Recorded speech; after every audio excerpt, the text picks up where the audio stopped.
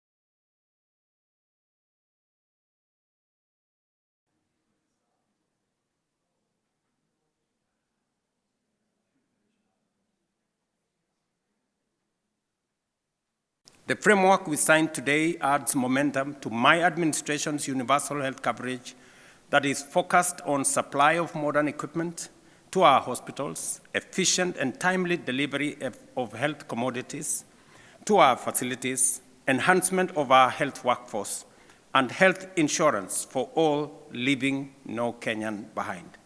This facility will also boost disease surveillance and emergency preparedness.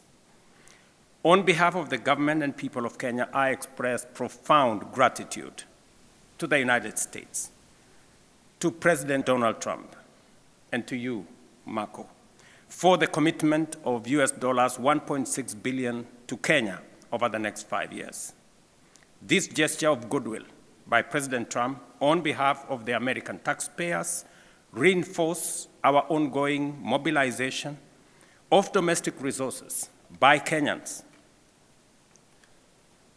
and actors and stakeholders in Kenya to the health sector. And I assure you that every shilling and every dollar will be spent efficiently, effectively, and accountably. And let me say this for the record, that already we are mobilizing our own domestic resources to the tune of $3 billion to support the health deployment of health infrastructure in Kenya. Not just health personnel, we now have 107,000 community health promoters built into the health infrastructure, building from the bottom of the pyramid in every village, in every health center, in every dispensary, and making sure that health does not become a privilege for those who can afford, but a right for every citizen. Thank you very much to President Trump and his foresight and commitment to the relationship that exists between Kenya and the United States and between the United States and Africa.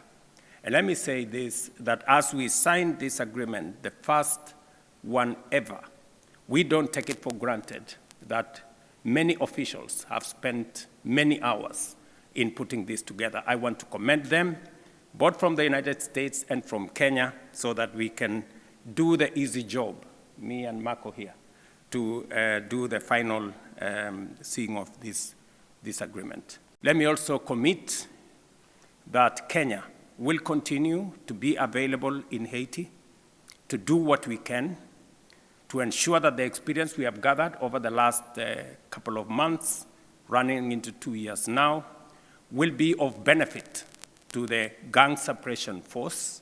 I did promise that we are not going to walk away from Haiti, and I want to say that Kenya would not have succeeded in Haiti if it were not for the support, the friendship, and the partnership of the United States. We look forward, and I join Secretary Marco in encouraging others from across the globe, especially in this region, the Organization of American States, that this is your neighborhood. If they can step forward with personnel, with resources, with equipment, with funding, we can all contribute to helping humanity in Haiti. And Kenya will play our role. We will make sure that there is a smooth transition, and we will play our roles even after that to make sure that we do not lose the gains that have been made. Today we're here to announce the first signing that we're going to have with the first country in the world on our America First Global Health Strategy. And I want to, for members of the press and the public that will learn about this through you, walk a little bit, very briefly, into exactly what the thinking is. The United States has spent billions of dollars over the years in helping with health strategies all across the world. What we learned over time, and especially after coming here, is that oftentimes, and I'm oversimplifying it, but this is an accurate description, what would happen is we would go to a country and say, we're going to help you with our health care needs. Then we would drive over to Northern Virginia somewhere, find an NGO, one of these organizations, give them all the money, tell them go to this country and do their health care program for them. That NGO would then take about some percentage of that money for their overhead and administrative costs. And by the time it got down to it, the host country had very little influence. It was sort of imposed on them. And only a percentage of the overall money ever actually reached the patients and the people on the ground that we were trying to help because of these costs. This makes no sense. So why are we hiring American and international NGOs to go into other countries and run healthcare systems that are parallel and sometimes in conflict with the healthcare systems of the host country? If we're trying to help countries, help the country. Don't help the NGO to go in and find a new line of business. And so that's what the model that we're breaking. We're not doing this anymore. We are not going to spend billions of dollars funding the NGO industrial complex while close and important partners like Kenya either have no role to play or have very little influence over how healthcare money is being spent. Bottom line is, if you want to help a country, work with that country, not work with a third party that imposes things on that country. And so for us, we hope to sign many of these in the days to come. Well, Kenya is one of our strongest partners in so many different fields, whether it's the fight that we've fought together against terrorism on the continent, but beyond that, in our own hemisphere. Kenya's played an extraordinary role, really heroic role in trying to help stabilize Haiti. It's a very difficult situation. They've carried a huge burden as a country for the better part of 2 years now. And had it not been for their engagement, and I just expressed this to President Ruto, as bad as Haiti is, it would be indescribable what it would look like today were it not for the efforts they've made. Our gratitude for the role they've played is extraordinary. Had it not been for the role they've played, what we are hoping to do next in Haiti would have been impossible, which is to transition to a gang suppression force. And we know there's a transition period, and we're going to be very involved in being helpful in bridging that. And we want them, and we hope to encourage them to continue to be engaged moving forward as we move into this new phase of trying to bring stability to Haiti.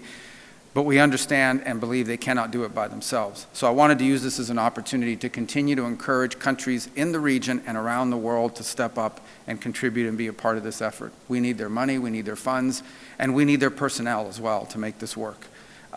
If we had 5 or 10 countries willing to step forward and do just half of what Kenya has done already, it would be an extraordinary achievement. And we hope that that will happen. It needs to happen. If we're serious about it, it needs to happen. Everybody loves to have press conferences and put out statements about how terrible the situation is in Haiti. It's time to do something about it. And I particularly point to the countries in our hemisphere, in the Western Hemisphere, in the Caribbean Basin and beyond, that we need to step up in this hemisphere and do more. The United States will continue to do its part. But I just wanted to express, again, our gratitude.